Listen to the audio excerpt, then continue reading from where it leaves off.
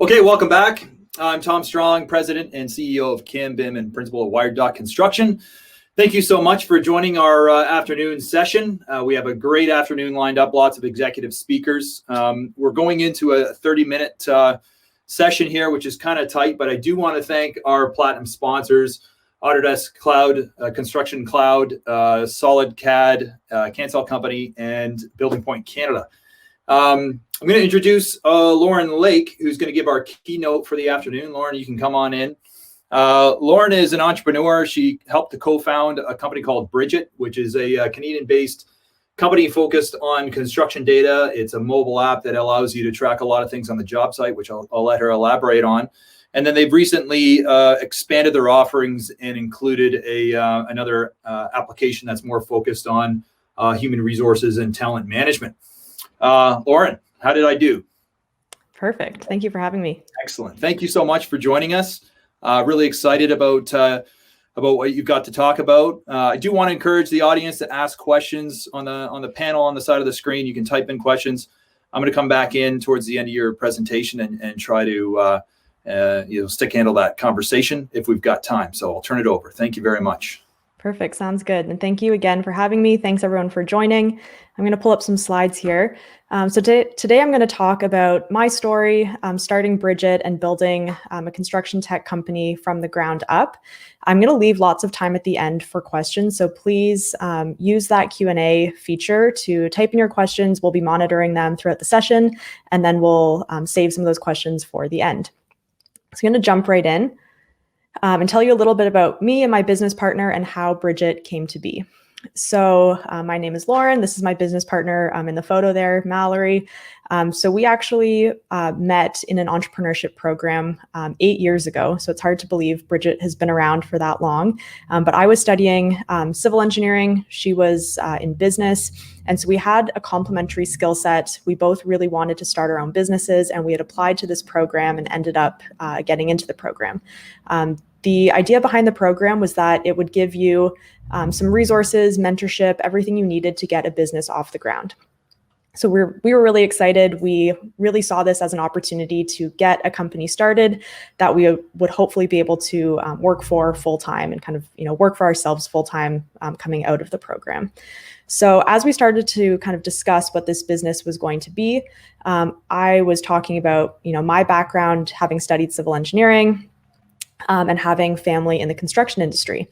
I had been able to spend some time working on site just as a junior kind of on-site engineer, getting a little bit of experience and being able to see what happened on site, and was kind of a strange coincidence. But Mallorie also had family in the construction industry. So both of our grandfathers, that's Mallory's grandfather in the photo there, worked in construction. We had both grown up, somewhat exposed to the industry and just having that be part of our daily lives. So we kind of set out with this idea that there was a lack of technology in the construction industry, and we wanted to understand how we could actually solve that problem. So we did what seemed natural to us, and we just started driving around and looking for construction sites. We didn't really know what our product was going to be. Was it going to be a product that would help, with material management or with, tracking issues on site or safety? What was the actual need? What were the needs of the industry? So we called this phase of our research, we called it crane hunting. It was literally us just driving around, looking for cranes and, showing up on these job sites and starting to ask questions. So we would ask people, what's the biggest pain point of your day? What frustrates you? If you could have technology, what would it do? Up until this point, we'd heard a lot of feedback from people outside of the industry saying, this is a good idea in theory. Of course, there's room for technology in the construction space, but this isn't really going to work, in reality. Construction is, they don't use technology. It's not going to be an industry that adopts something like this, kind of move on. And we said, well, maybe that's the case, but we should go and find out for ourselves. So when we were visiting, sites like this one in the photo here, we would ask those questions. We would say, It seems like there's a lot of manual work that you're doing or a lot of pen and paper. Is there a reason you're not using more technology? And the answer was always, consistently, of course, we'd like to use more technology. Of course, we would like to innovate. But the tools that we need just, don't exist for these specific things. Or, we're trying to implement this, but there's still these, openings or these gaps. So it was really interesting to see the construction industry was, full of innovation. People really wanted those changes. It wasn't kind of the outside perception that others had given us. So we started to get really excited. We were asking these questions, and we started to uncover lots of different challenges. We found that when we would ask these questions, people would, always give us the time of day and explain the different challenges that they were faced with. One of the things that kept coming up was something that looked like this. Many of you may be familiar. This was a punch list in an Excel spreadsheet. You can see they had lots of photos in there, different columns to track all of these issues. And so a bunch of the different sites that we visited would show us kind of this manual deficiency list or punch list. And that started to get us thinking, is there a way that we could use a mobile app to help streamline this whole process? So a short 500 interviews later, so we did spend 6 months, driving around to these construction sites, talking to people, asking those questions before we ever built wrote a single line of code. So there was no product for those first 6 months. It was all about showing up to these job sites and asking those questions. And of course, as good Canadians, we always brought some Timbits and coffee with us when visiting those sites. So that was, 500 research interviews later, and our first product was launched in 2014. So this is our product called Bridgit Field, and it was really a simple mobile app that allowed you to do that punch list process. So the idea was, instead of walking around the job site, with a pad of paper and trying to input all of that into an Excel spreadsheet at the end of the day, people would use our app. They would be able to walk around the job site. So let's say the project manager or site super, they would take photos on their phone of all of the different deficiencies or issues that they found. They would immediately assign those to the appropriate trade. The trade would be notified of those items. They could see all of the information attached with it, and then they would be able to indicate when that item had been completed, and it would go through the whole approval process. So again, it was very simple. It was nothing really all that novel. It was just applying, a very basic, simple app to a very complicated and large-scale problem. So that was our first product, Bridgit Field. We grew that product over the course of many years. So launched in 2014. The next three and a half years, we grew that product to be used across Canada and the US, several $1 million in revenue. We grew the team to about 35 people on that product alone. And it was doing quite well. But as we started to, work with more and more companies, we realized that there were other challenges and other openings in the market that, seemed enticing to us. So that actually led us to launching our second product just a year and a half ago, called Bridgit Bench. So as we were doing, meeting with companies around Bridgit Field, we started to hear more and more from the operations teams about the challenges that they faced when it came to workforce planning. So the VP of Ops or different people on the ops team would say, once a week, we get together as an operations team and we try and track all of our team members and all of our projects. And we're constantly shuffling people around to figure out who's available when and who can I place on which project. And so that was, again, something that we saw people were doing in Excel spreadsheets. They would have, a tab for all of their people and a tab for all their projects, and they would manually try to match up person to project, every single week, shuffling that around and trying to determine who was the best suited for each project. The interesting thing here was that teams were making these decisions purely on kind of gut feel or, having a history with the different team members to know who would be a good fit for which project and so on.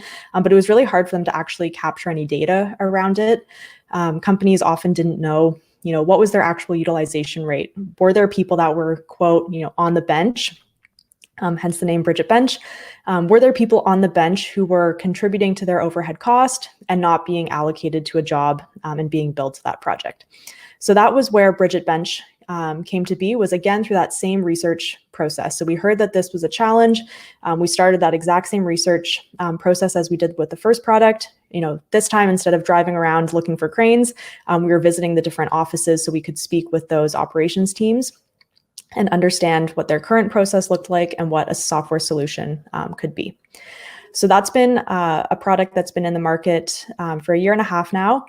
Very exciting. We've become a Procore partner and an Autodesk partner. So it's been, a great kind of segment of the market for us to focus on. So Bridgit today, so we are almost 8 years in. We are based in Kitchener-Waterloo, although we do have a Toronto office now as well. We're around 55 employees. We've raised $21 million in venture capital. And most recently in July, we announced a 9 million Canadian round of financing led by Autodesk. So that's very exciting. That includes us as an Autodesk partner in the Autodesk construction cloud. So that's a really exciting partnership for us. And to have exposure with such a great company is really, really exciting for for a small company like us. So that's Bridgit today. It has happened over the course, of many years, chipping away bit by bit, growing the business, understanding what those pain points are in the industry, and then building solutions accordingly. So I'm going to jump into kind of our 3 lessons learned now that I've given you a little bit about Bridgit's history and kind of the founding story. So I'm going to jump into these 3 lessons learned, and then we'll have some time at the end, as I said, for questions. So the first lesson learned, and I hear this a lot from people who say, I'd love to start a company, but I just, I'm waiting for my idea, or I don't have an idea yet. I think for us, kind of as is clear with how Bridgit came to be, there was no light bulb moment. There was never a moment where, an idea just came to us and we just, went out there and built a product. It happened over many months of doing that research, of immersing ourselves in the industry and understanding what the challenges were. So when we first went and visited those different construction sites, when we did our crane hunting, it didn't just happen with one visit.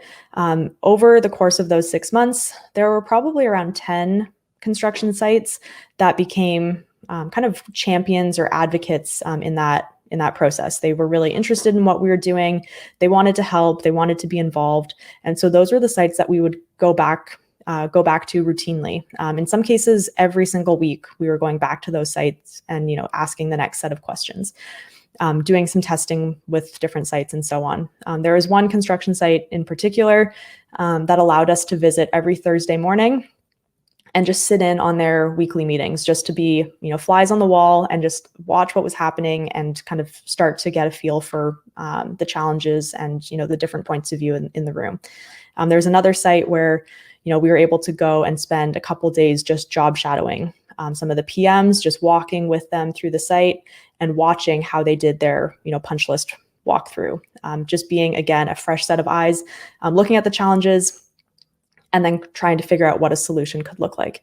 So for us, there was never an aha moment in that sense. I know for lots of people, that is how their business starts, and that's great. But I think for us, it was that iterative process of just over and over and over again, looking for those problems and then building a solution to actually meet the needs of that challenge. Again, there's lots of companies, especially in tech, where it's kind of a solution that's created first. So, maybe a really interesting innovation is, reached, or there's a really new, exciting piece of technology that gets built out. And then, the company goes after a market. They go looking for somebody who could buy it. They go looking for a use case. For us, it was really the exact opposite way that got started, because it was, what's the problem? Validate that, understand very much in depth what that problem is, and then build the solution accordingly. So I think that's just for anyone that's interested in starting a business, don't feel like you're maybe held back by not having that light bulb moment. It never happened for us. There never was just like a switch that went off. It took a lot of time and just a lot of digging. So that's the first lesson learned. The second lesson learned is don't fall in love with your own ideas. I think this is really important in starting a business, but really in anything. It's always so crucial to be, very critical of your own ideas and not don't fall in love with anything too quickly. So for us, we've had lots of different ideas over, the past 8 years. And I think we've, forced ourselves to be constantly questioning those ideas, constantly trying to prove them with data or with proof points versus just our own, maybe biased opinion. So I think that's really important. Had we followed every single path, we wouldn't, probably be in the place that we are in today. I think one of the biggest challenges early on was because we were visiting so many sites, we were having so many different kind of opportunities presented to us. Every single person we spoke to in the industry gave us, 20 different kind of new opportunities to explore. There were just so many challenges people were presenting us with, which was great. But on the flip side, it was really hard to actually figure out what to focus on. In the beginning, we were almost paralyzed possibly by the want to do everything. I remember at one point we said, we'll just build an app and it will do all of these different things that people are talking to us about. It's going to help with safety. It's going to help with this. It's going to help with that. And we really had to focus and force ourselves to say, we're a small company. We're 2 people. We don't have a lot of money. There's all of these different challenges. We need to focus and we need to pick one very specific thing that we're going to do. And if we can do that well, we can prove it out and we can always expand later. So we used to always say, let's win the gold medal in deficiency management. And then after that, we can always expand. And that is what ended up happening. We focused in really specifically with that first product. When we first launched it, it only did, punch list management. It was very, very simple. And then as we started to gain more customers, as people started to use it more, we were able to expand that. We ended up adding more of an inspection feature. We added, Tarion, homeowners reports, and so on for final inspections for new homes. So there were lots of different pieces that got added after the fact, but that was not how it started. So again, don't fall in love with your own ideas, focus and be really critical of that. And that's what we forced ourselves to do in the beginning. Even though there's lots of, other things we were, desperate to get to, we had to really, deficiency management ended up being the most exciting on paper when we actually, kind of mapped everything out. So that's where we focused and started. And then the final kind of piece of advice is to be scrappy. So I think that, goes without saying. Bridgit was started, by 2 of us. Neither of us, had come from a construction tech background. We had family in the industry. We were entrepreneurial, in spirit, but that wasn't something we had done before. And so we're constantly learning. We're evolving as we go, and we're always making do with, far less than a lot of other companies have in terms of, resources, team size and all of that. So I think that's probably, been the biggest piece of getting Bridgit to where it is today. Is we're always kind of finding those resourceful ways to do things, to make do with fewer resources, and just have a lot of grit in kind of grinding it out day by day and figuring it out as we go. So that's those are kind of the 3 lessons learned. I do want to leave some time for questions. So I might even open it up to questions now, and then we can kind of touch on some different points based on what the questions are. It's always hard because there is a lot to go into in the story of Bridgit, but it completely depends on what the audience kind of wants to hear more about.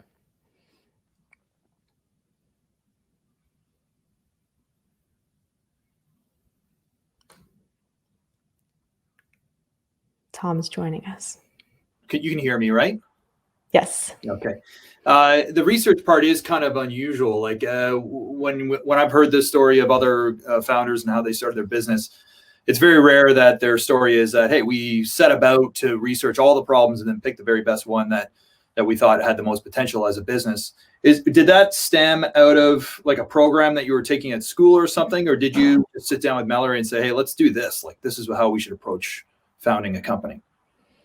Yep. So for us, it was really just intuition. I think because we were, approaching an industry that, from the tech world at that time wasn't enticing. At that time, construction tech, even though that was only 8 years ago, construction tech was not what it is today. Right now, there's lots of momentum in construction tech. There's, companies that are doing really well, like Procore, like Autodesk. So it was, it's an exciting time to be in construction technology now. 8 years ago, it was a bit of a different story. It wasn't, as hot of a market. So at the time, there was a bit more of this, I don't know if that's really an interesting place to be. So for us, it was all about let's go prove it. Let's go and talk to people and kind of figure out, is this an opportunity or is this, a waste of our time? So I think for us, it was we didn't really know where else to start. And we knew that we didn't know enough about the industry to even begin trying to figure out what a product could look like or if it was a viable opportunity or not. So it started off with just us calling our family members, friends, literally anyone we knew that worked in construction. We called my uncle, we called, someone's neighbor and so on. So it started with just very easy, quick, phone calls and that sort of thing. And then it turned into more of that crane hunting, just showing up on sites and again, just talking to people. But that was never a direction we were pushed in. It was very much through kind of intuition. And then the other thing to point out, and this is also, a big piece of why we approached it this way, is neither myself or Mallorie come from a software background. So neither of us are programmers, neither of us are computer people by any means. And so again, we didn't even have the ability to just go and start building a product. We really had to validate every single thing before we would invest money in hiring somebody to actually build out the product. So it was both a curse and, a blessing at the same time. On the one hand, it was super frustrating in the beginning because we felt like we were onto something. We were talking to these people on site. We felt like there was an opportunity, but we couldn't actually go and build the product to prove it. And we didn't have enough money to really get the product built. So it was a bit of a, chicken and the egg kind of problem. But in hindsight, it was such a blessing because it really forced us to validate every single thing that we were doing, to truly understand the market, to truly understand whether someone would buy our product before we invested anything into it. So that kind of leads into a couple of different questions that came in. One was, it's who did you get your investment from, which you don't have to ask, but maybe or answer, but maybe just describe a little bit about that process to get that investor. And then also, how did you set about finding a partner to help you build the product? Because those two things would be tightly connected, I would imagine. Yes. So in terms of investment, our first investment for the first few years really came from angel investors. So at that point, we were not far enough along to really approach, a true VC and get funding that way. So we were talking to angel investors, so just individuals that would invest, smaller amounts, maybe $10,000 into the business. And that happened over many years and just taking small amounts of money at a time. So we never through as convertible notes, whereas it was a loan at interest, and then at some point they could switch to stock. Exactly. So in the beginning, it was all convertible notes. So it just helps an early stage company not, assign necessarily a value to the company at that point, because it's really hard to say. It's kind of at that point the company either, continues and goes, lasts for another month, or it fails.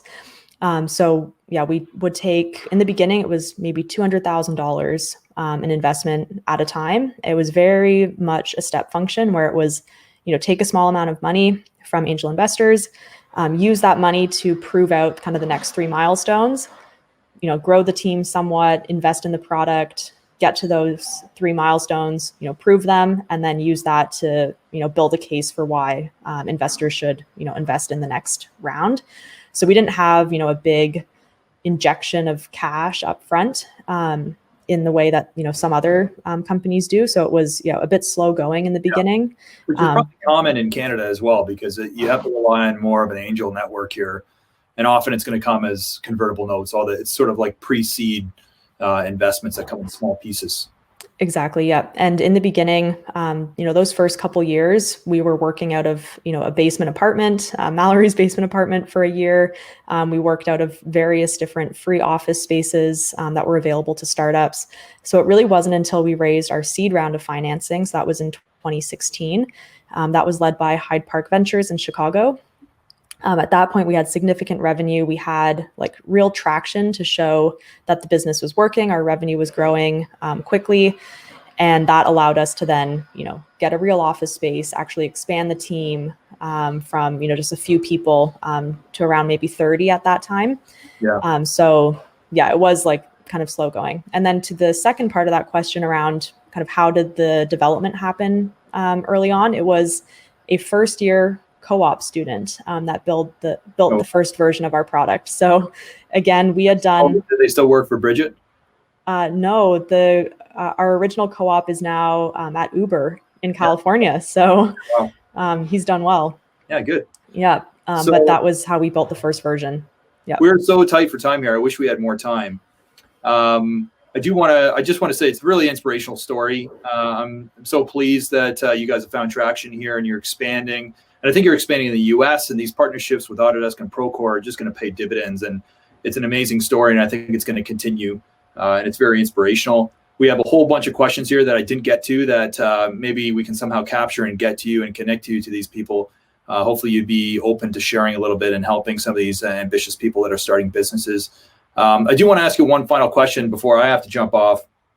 And it's the same question I asked Steve from Procore, but if you could get into a time machine and go back to when you just graduated from school and you were just Mallorie and yourself were crane hunting, what advice, if you could sit down with yourself, what advice would you give yourself around being an entrepreneur? What's the most important thing?